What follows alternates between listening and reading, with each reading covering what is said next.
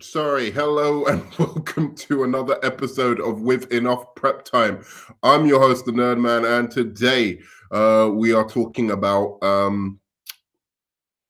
Wonder Woman and the new Wonder Woman Earth One comic. Now, Wonder Woman for a while has been kind of up and down in terms of her popularity. I mean, after the Wonder Woman film, she took her rightful place as an equal member of the DC Trinity that, everybody loved. But it's like DC has been doing everything possible recently to take her back down to, below Superman and below Batman. Wonder Woman 1984, trash. No animated series. The animated movie they put out was all right. It wasn't that good. It wasn't that well thought out. Everything about Wonder Woman basically has been taken down. And then you've got Zack Snyder doing Justice League.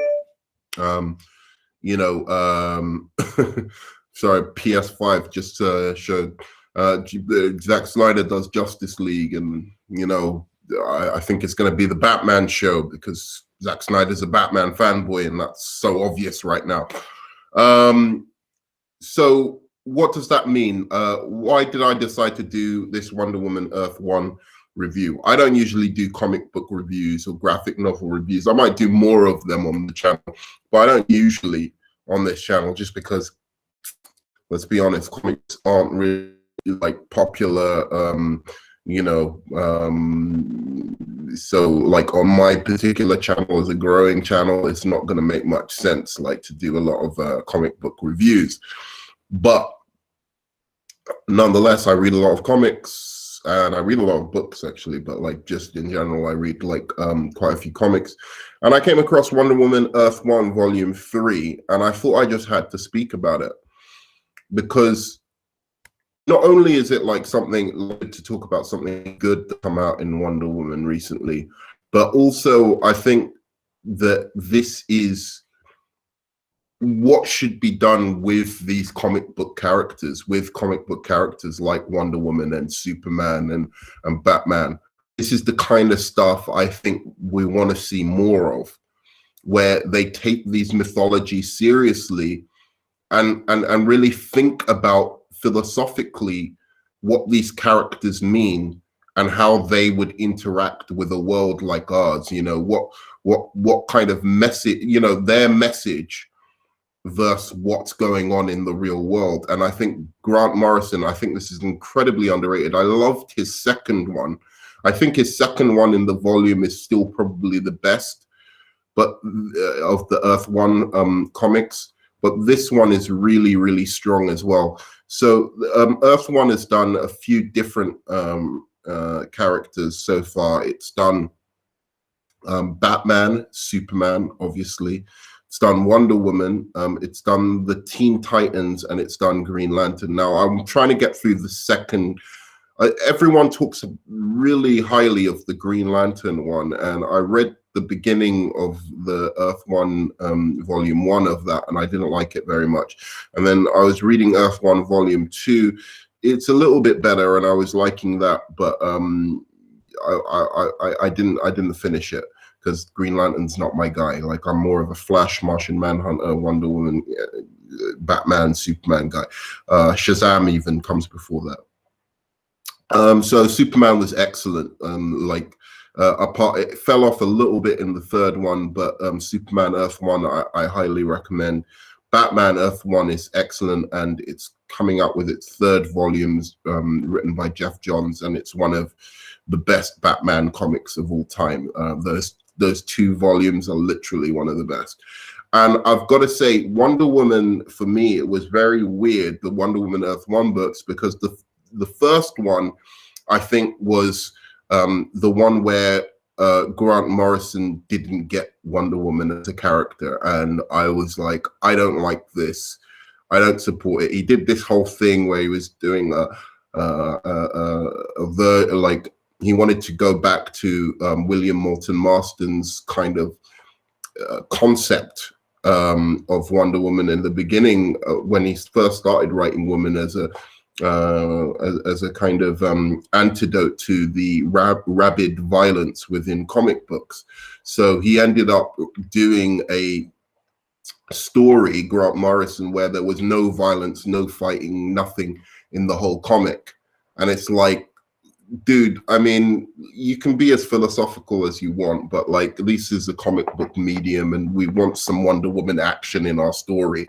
We don't want a Wonder Woman story where there's no fights because you're trying to show some feminist thing, or, you know, it's just stupid. You know, that's not gonna, people aren't gonna like that. You want a character, you want her with her villains and everything.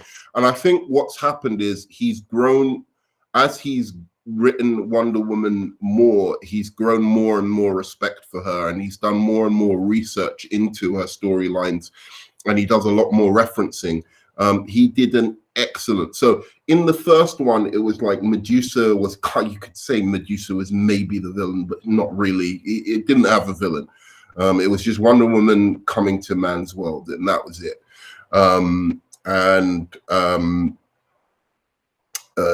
It was interesting in places. I did like it in places, but altogether it was a really, really weak origin tale. And then he changed her father or her genetic lineage so that she was the daughter of Hercules. You know, not even one of the gods, you know, like Zeus or anything like that, but actually Hercules. And I just thought, this is, you know, it just goes so against. Wonder Woman is not supposed to be the daughter of men. She's like the daughter only of Hippolyta, and the goddesses give her life. So it's like she's a virgin immaculate birth from a lesbian immaculate conception. And I think that's really, really actually important to her mythology. And actually, the story of Wonder Girl was originally that she was the daughter of Zeus and an Amazon. So it's like, it's ruined Wonder Woman's mythology like big time, because it's even ruined her secondary characters, because now her being the daughter of Zeus means Wonder Girl is like, who's Wonder Girl then? You know, why is Wonder Girl so special? Wonder Girl originally was the daughter of Zeus, and that's why she was special, because Zeus seduced one of the Amazons. So again, I don't like them fucking with origin stories of characters, because there's so much of the history of that character is, you know, it was Brian Azzarello who first like messed with the origin of Wonder Woman and made her Zeus, and then Zeus's daughter. But fucking with that origin, you fuck with the whole timeline of her story, and the whole history of Wonder Woman's mythology that has been written from writer to writer to writer. When you change her to Zeus's dad without researching, you know, how does that impact her secondary characters and everything, you really fuck up her story. So that's what I really didn't like about her becoming Zeus's daughter rather than the clay child who, you know, was brought to life by the goddesses. Now, I should say this is the last bit of the introduction to talking about this comic, is that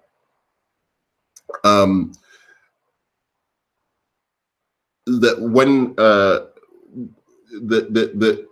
oh shit, I've completely forgotten what I was going to say. But yeah, when Brian Azzarello turned her to Zeus's daughter, it kind of, you know, as I was saying, it kind of messes with the mythology and the history, or, you know, that the character is, you know, been developed over the years, and it's still a stain on that history. And what happened is that, you know, Grant Morrison, apparently this is the story as it goes. Grant Morrison's daughter, he was telling his daughter about Wonder Woman, and he told her that she was made of clay. And as soon as he told her that, she got bored and didn't want to, just like, that's stupid. And so he decided that he was therefore going to change her to make her more relatable by having a father. And it's like, how does having a father make her more relatable? These are gods and goddesses, and you can't just determine that the whole history of a character is stupid because you told your daughter about her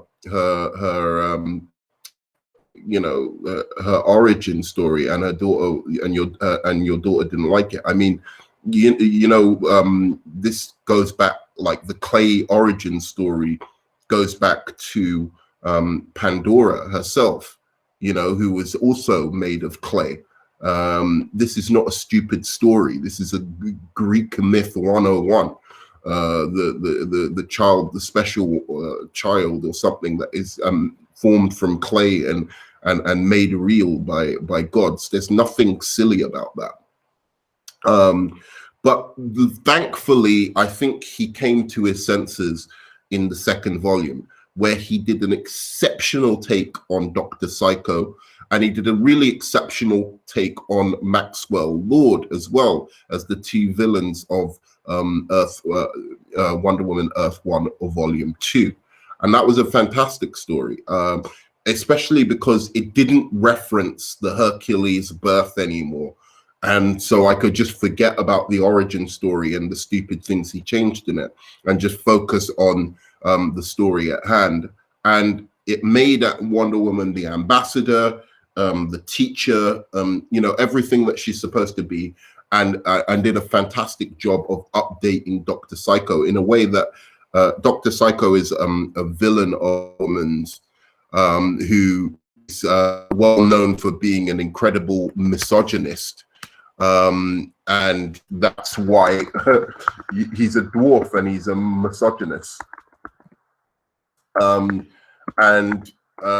So he hates Wonder Woman because he hates that she's like the champion of women, right? And the way Grant Morrison updated Dr. Psycho from the more kind of absurd version of him, of the dwarf who just hates women, into actually, he made him into like an NLP expert, so neuro-linguistic programming expert, who basically was at one time a CIA kind of operative, but also he was also a like a one of those kind of pickup artists, basically experts. And he was the one who was basically he basically was very misogynistic, thought that he could have any woman and could trick any woman into doing anything he wants. And he actually did quite well in using these NLP mind tricks to fuck with Wonder Woman. I know it sounds weird, but give it a chance, and it's actually very, very cleverly done the way this story works. And he made him into an excellent villain. And once again, Grant Morrison knows the game of DC, which is, he didn't do it at first, but he really did do it in the second volume, which is keep the superhero very, very similar. The superhero stays almost a little bit static. You can do different versions of them, different takes on them, but essentially their job, their origin, the mythology around them, the supporting cast, all of that should really stay the same, but you just do different versions and updates of them in clever ways. But the villains is where you can have a lot of fun, where you can take the basic concept of the villain and really update it in new and innovative ways. And I think that's been done with the Joker a lot. I wish it was done more with characters like Lex Luthor and Brainiac and all of that kind of thing, because it could be done with all of them. And that's what Grant Morrison did here, especially with Dr. Psycho, but also with Maxwell Lord. And then in this book, Wonder Woman Earth 1 Volume 3, you have him going really nuts, and I absolutely love what he does in this story. So this story really is kind of talking about modern kind of misogyny, modern masculinity, and it's looking at it through the lens of Wonder Woman's philosophy. That's been, you know, her philosophy of female empowerment that's been throughout her comics, but also looking at it through the lens of the more bizarre ideas of her creator, William Moulton Marston, who believed that women should take over the world, and that if women took over the world, it would be a much more peaceful place, much more harmonious. And you know, essentially he thought that you should just hand women over the keys to the world, essentially. And that was his brand of almost radical feminism. So here it plays with this concept, you know, where you're wondering, even though these men who are, you know, these men who end up being really kind of obnoxious, and they're the worst elements of the kind of misogyny that you see these days, are facing off against Wonder Woman and you know, the Amazons. Even though that is happening, you have to kind of wonder about the Amazons themselves. Who are they? Dictators? Is Wonder Woman a dictator? I'll explain this more as a concept as we go along. But basically, in the future, this comic is the future. This is set in the future where Wonder Woman has basically taken over the world and taken the world away from men, and she's created this utopia called Harmonia. Yeah, where everyone's in harmony with each other. And you know, the war of the sexes is you know, is over. She has completely pacified all men. I think she's even done experiments where on men where, you know, the testosterone, like, you know, the violent instincts or aspect, the thing that creates the violent instincts or aspects of men has been modified by Amazonian science.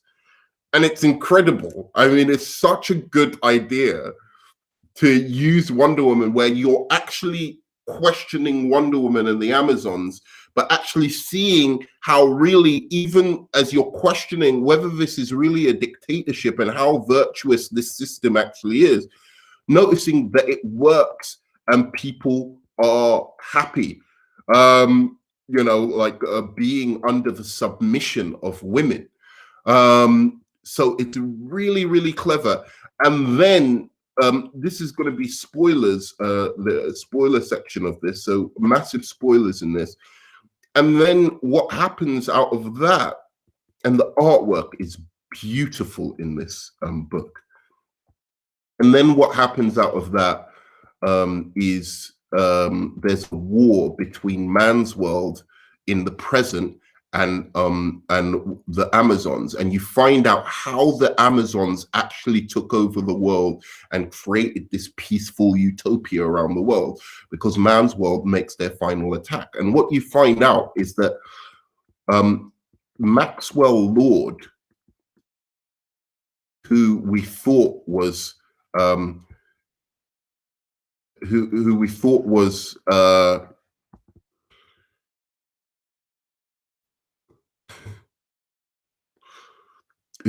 was Maxwell Lord, turns out he's actually the god Ares. So this is the first time this comic book has really dealt with supernatural elements outside of Wonder Woman and the Amazons. And even the Amazons, you can explain most of what they do through Amazonian science in this particular version of the comic. So these are instead of you know, their kind of take on like the Proud Boys, but instead of the Proud Boys, they're called they're following a guy called Garrett Manley, who is, and they've become a terrorist organization in this utopia who are trying to free men from the bonds of the Amazons, basically. And they're saying they want to go back to a time when men were ruling and things were better, right? So this is this guy from the future. It's really, really interesting, and it's such a fever dream the way this is laid out in this kind of Grant Morrison style. It reminds me a lot of how he really mythologized Superman in All-Star Superman as well. And this is a little bit more adult. So these are the manly party